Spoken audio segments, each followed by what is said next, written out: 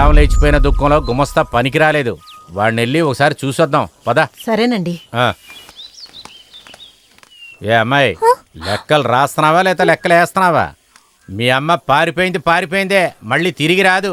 మీ బాబునైనా పనికి పంపించొచ్చుగా. ఏడు మీ బాబు? నాన్న లోపల నిద్రపోతున్నారు. మీ బాబు నిద్రపోతున్నాడా? వాడికి ఇంకా తెల్లారలేదేంటి?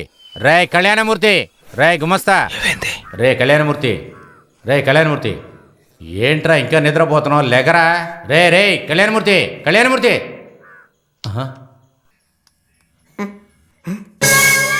కళ్యాణమూర్తి, అయ్యో